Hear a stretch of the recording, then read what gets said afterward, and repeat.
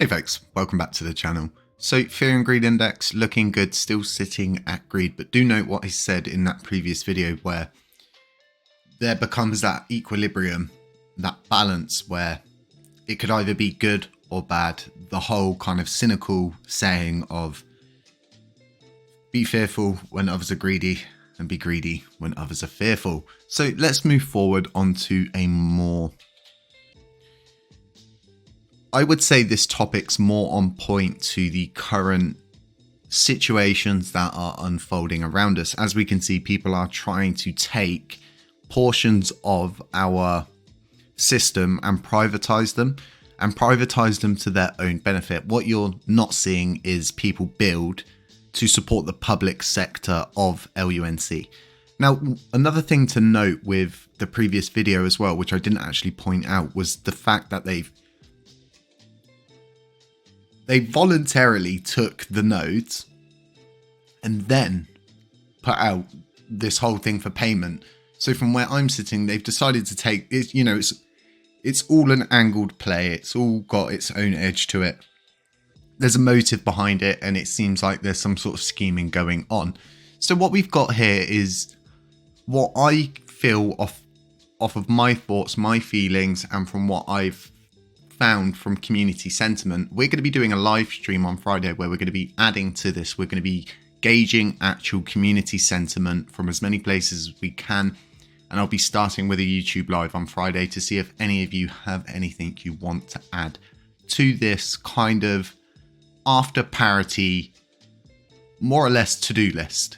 You know, if we get all of these things nailed, if we get everything that's here, at least to a point of where it's all functioning and we're not seeing the privatization of these different sectors, we're going to prosper, and we're going to be prospering very, very, it's going to be grand. It's like all going to happen on a grand scale. If we can integrate everything, things are just going to go a lot smoother. All of the volume's going to be staying on chain in the public sector. No one's going to be like, it's like you're skimming off of the top of the liquidity and all of the different volume that goes through. You're trying to privatize things. I don't like it.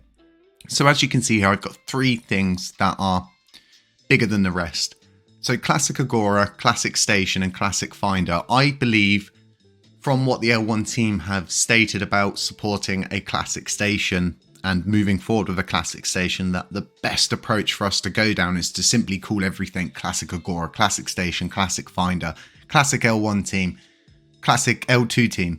But what I feel is Agora, we do need it, but it can wait. Classic Station, we definitely need our own station. As you can see, Rebel Station are trying very hard to privatize that sector.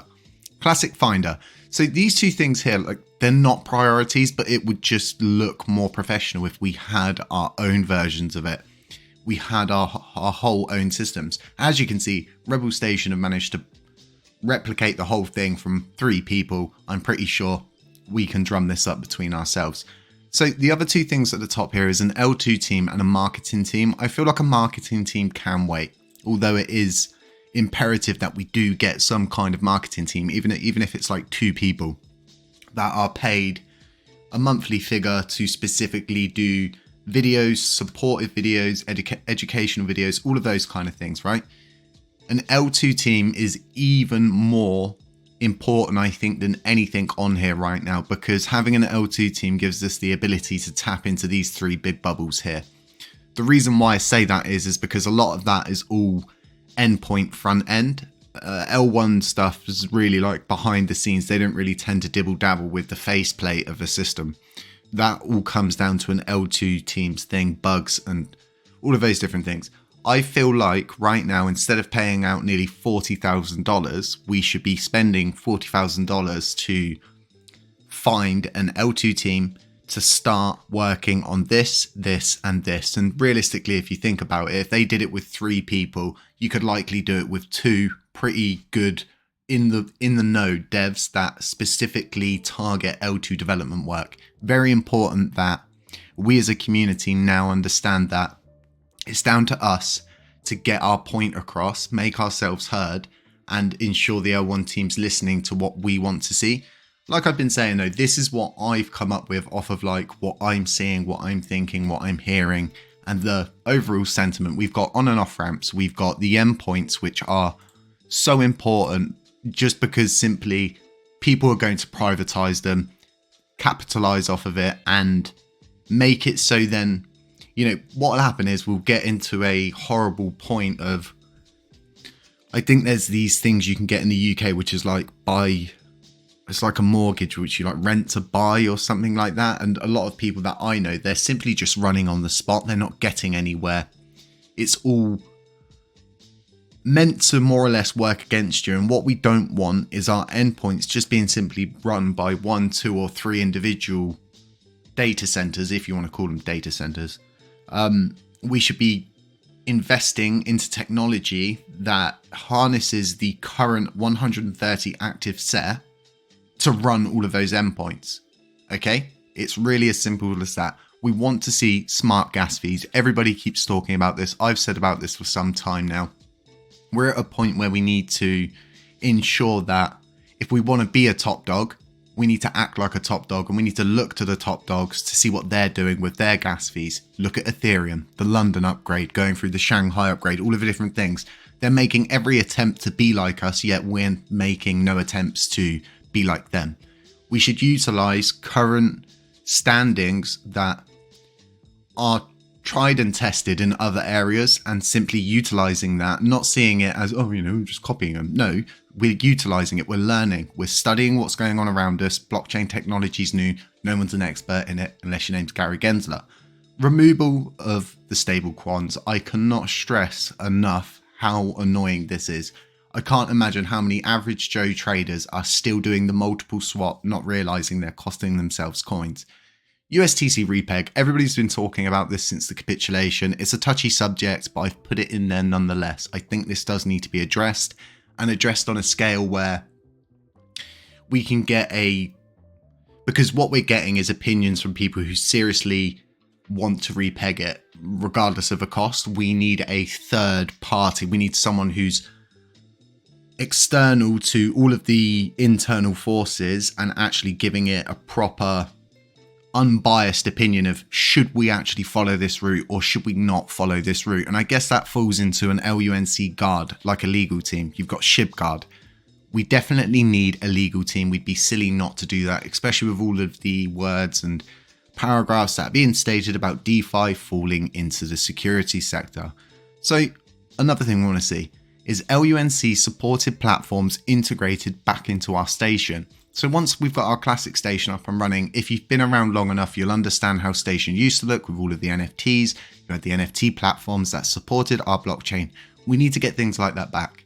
Getting things like that back make the biggest difference, because I've explained previously, us who are sitting on bags are simply sitting on bags. We're not moving our money. We're not doing anything with it. People who trade NFTs heavily into the NFT markets that are currently functioning on our blockchain, we could look at that and go, right, let's create our own LUNC NFT market on station where people can put any LUNC related NFTs up, and we simply, instead of allowing it to become privatized, we integrate it into the public sector. We do stuff to benefit the classic station. We don't do stuff to benefit other people's campaigns. If they're building on the blockchain, that's brilliant. But what we're doing is building a actual blockchain. We're building a blockchain that is going to need to nourish and nurture all of these different projects in the future.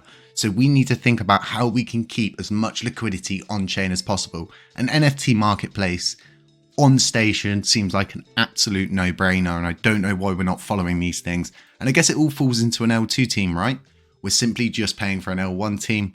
And this is why it's even more important that we don't start paying for Rebel Station and the consistent upkeep of our endpoints, our wallets and everything like that, because we've got even more imperative stuff. That money could go to an L2 team, and then we've still got to figure out how we're going to eventually pay a marketing team. We're going to need all of these different things, and now is the time for us to get our ideas in order, get ourselves in line, and actually look to the future. TGF funding for current projects on LUNC. I think Ed's sitting on the sideline a little bit. He's waiting for things to cool down, letting people de-stress and let all the craziness, I think, flow out of the system But I think he's going to be back. And I think when he comes back, he's going to come back with a different attitude. And we will see funding get to where it should be. But this is something, even if Ed doesn't come back and he's not going to follow this, we need to figure out a way to chase this up. Possibly someone to take over the TGF. More funding that's going out. Even more imperative that we don't rent. We don't mortgage. We buy the technology, we utilize it ourselves, and then we charge people to use it because we are the blockchain. We are where everything comes from. If this blockchain doesn't exist, right, all of these other little projects and stuff, they'll just move off to other blockchains. It's fine for them, or they'll have taken enough liquidity and enough consumer base from the actual blockchain that they just don't care because they've built their own little paradise. They just don't care. I think it's so important that when we get a L2 team and a marketing team, that we have a specific person that deals with relations between us and exchanges.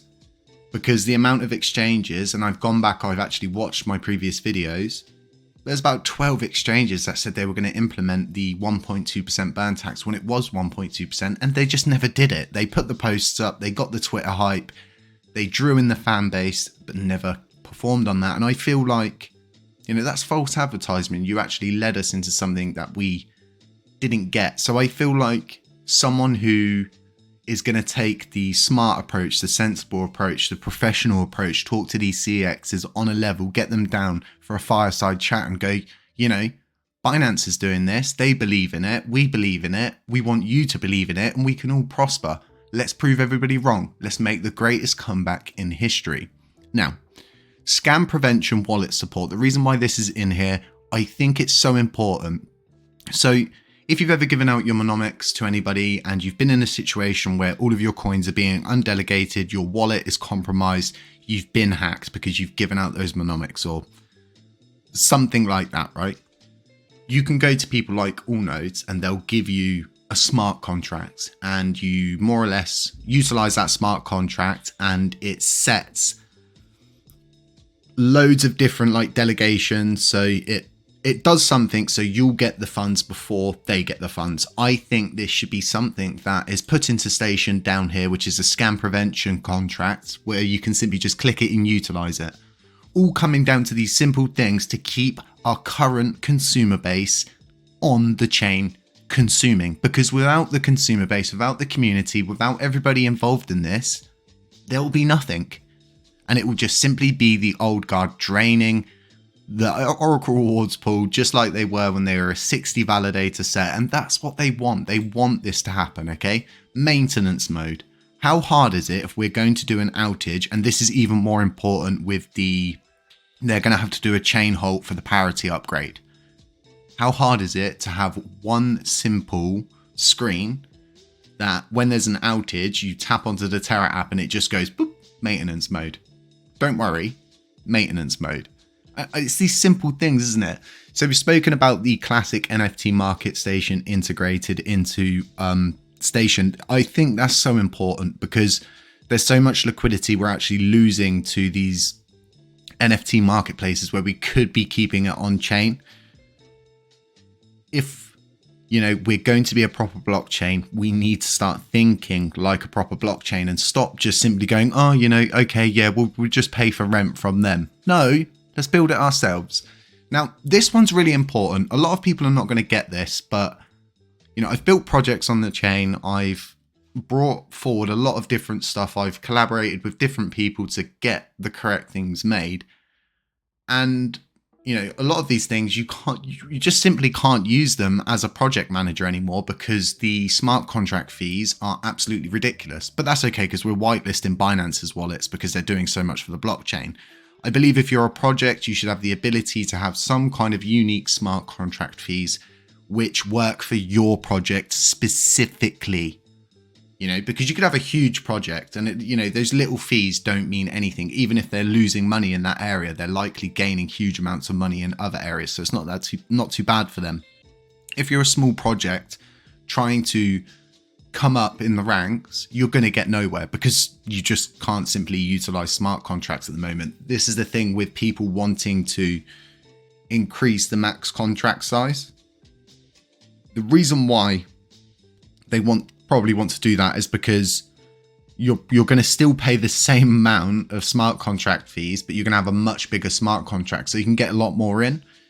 So, it all comes down to this thing of just meeting in the middle and going, right, we're going to create unique smart contract fee algorithm for everybody who's utilizing smart contracts, because what we want to do is incentivize people to come build on the blockchain. What do countries do? If you come from another country in the European Union, and I think other places in the world, you can come to the United Kingdom, you can start a company, and you can have, I think, 2 to 4 years tax-free. That's called incentive to come to the country, start a business. Why are we not creating incentives for projects to come and build on here? Instead, we're scaring them away. We're doing the Gary Gensler. We're an incompetent cop on the beat, raising taxes where we feel is good for us. But we're not actually thinking, well, hold up a minute. No one's going to come build. No one's going to do anything. And you're seeing, this, well, I think we've got Garada, which makes a 4th project building on the chain. We've been a year into this now. We should have hundreds of people wanting to build, thousands of people wanting to. We should have lines out the door for our active set like Ethereum, but we just don't, because we're not doing all of these really small, tiny things that are going to excel us in the future. So folks, this has been a bit of a longer video. I think we've been doing videos talking a bit more, going a little bit more in depth. Let me know if you like these kind of videos. Let me know if you like the shorter videos. Let me know how you like the format. Other than that, we're going to be doing this live on Friday, where people can add whatever they feel like they want adding. And then once we've got everything together, we will submit this as a community on Agora to the L1 team. We'll make it official and we'll say, we follow the correct routes. Here's what we want. Here's what we want to see. Can you take a look at it? Meet us in the middle, see what we can do, see what we can't do right now.